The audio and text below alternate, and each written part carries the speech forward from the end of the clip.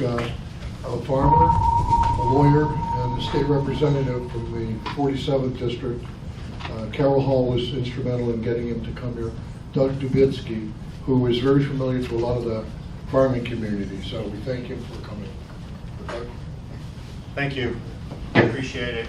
Can everybody hear me? Yes. Okay. Hit the button. Hit the button. Button says on. You're good. Hold it closer. Am I good? Yep. Everybody can hear me? It's not on. No. Mic's not on. No? Can't hear me. Battery's Try it again. Hold it closer to your mouth. Yeah, it's No, it's not that. Any not on. closer, it'd be behind my head. Yeah, it's not. It's not on. I can speak very loudly. Is that better? Excellent. All right.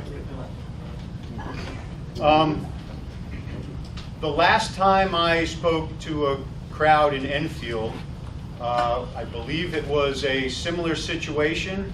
It was at one of the schools. I'm sorry, I can't remember what school. I was asked by gentlemen from the Department of Agriculture to come and talk to him and Joan Nichols from the Farm Bureau about an assessment issue. So I showed up thinking that we were going to come and sit in a conference room and talk. And we walk into this big auditorium with 100 or so people in it. And I say, wow, it's a big group. Who's speaking? And he said, you are. So, thankfully this time I knew that I was coming here, and I knew there would be some people interested to hear what I had to say, hopefully. My understanding is that you've still got the same problem, in that you've got an assessor who has removed certain properties from PA 490, and I am here to explain to you what the situations are under which that is allowable. I don't know anybody's individual situation. What I'm saying is not legal advice. I'm an attorney, but I'm not your attorney. So what I'm saying isn't legal advice. It's just one guy talking to a bunch of people about the law.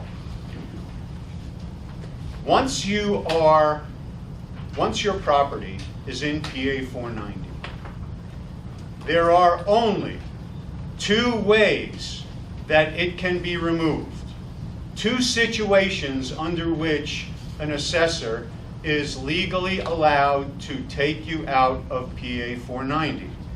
It's right here in Connecticut General Statutes 12-504H. That's the statute. And it's if you change the use, that it is no longer being used as a farm, or you sell it. That's it. The assessor cannot come and say, well, I made a mistake when I originally put it into PA 490, therefore I'm changing it.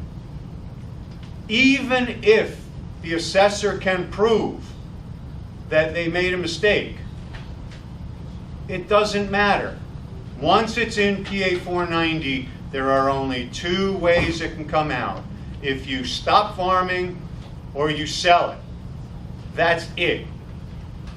My understanding is the assessor is going back and reassessing things, checking to see if the farming was correctly assessed in the first place, taking certain pieces out, saying that scrubland or ledge or forestry or forest land is not part of the farm unit. If I were in your situation and my assessor did that to me, I would tell him that's too damn bad. Connecticut General Statutes 12-504H says specifically, and I'll read it to you. Any such land which has been classified by classified by a record owner shall remain so classified without the filing of any new application subsequent to such classification, notwithstanding the provisions of section 12-107C, 12-107D, or 12-107E, and 12-107G, until either of the following shall occur. 1, the use of such land is changed to a use other than that described in the application for the existing classification by said record owner, or 2, such land is sold or transferred by such record owner. Period. That's it. So, if my understanding is correct, that is still a problem here, then there are options. There are 2 statutes under which a landowner whose land is wrongly taken out of PA 490, 2 statutes that provide appeals procedures. One is Connecticut General Statutes 12-107C. That is the classification of land as farmland, and that explains when and how a assessor can classify a piece of property and what a landowner can do if they are aggrieved. If you are denied farmland status, or if you are taken out of farmland status and you believe that decision was wrong, you are considered aggrieved.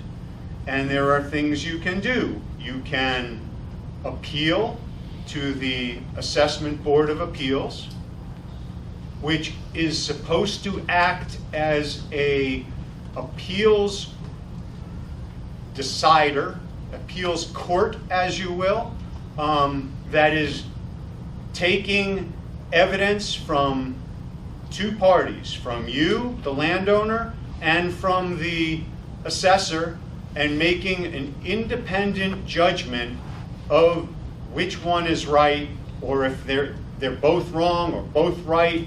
They have the option to make a decision.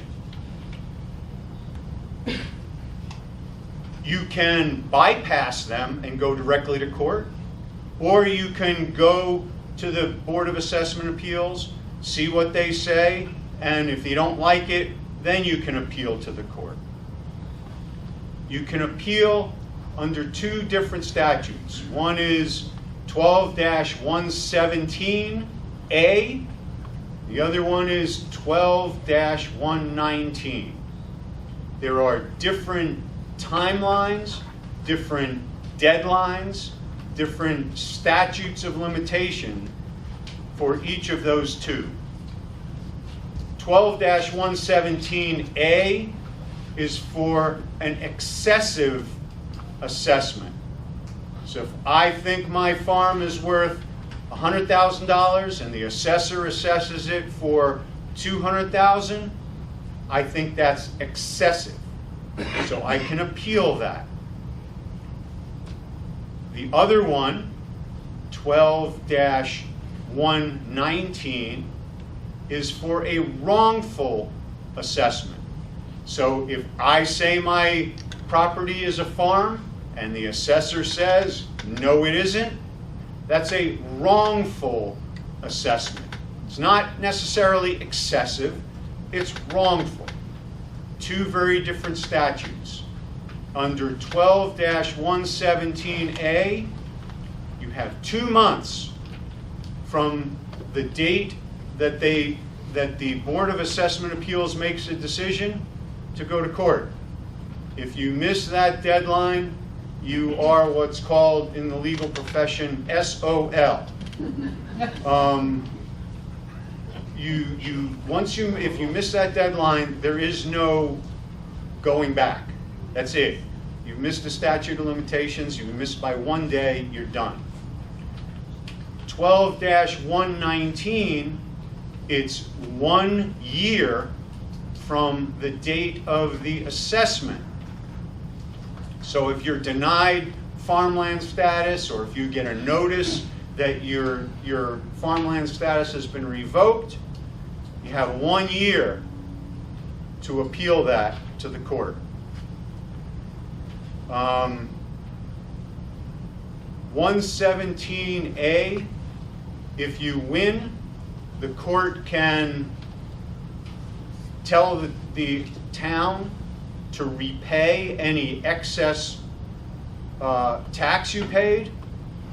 With 119, you can also get costs and attorney's fees. So I have done many of these, both cases, 117A and 119, and typically farmland classification cases are brought under 12-119 because it's a wrongful assessment, not necessarily excessive. Frankly, most people who get farmland classification don't really care what the number is, because since it's a use statute, they could assess your property for $50 million as long as you're only being taxed on the farmland use of it, which is generally a few $100s per acre.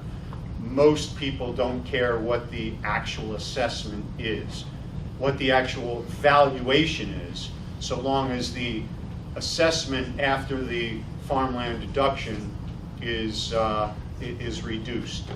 I probably don't have any more time, but I did not bring any cards with me, but my email address is very easy to remember.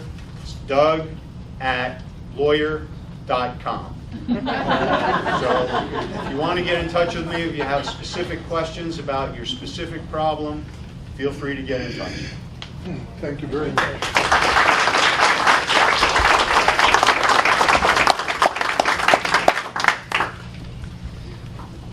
Okay, how's this? Is this better? Now it is. Okay. Anyways,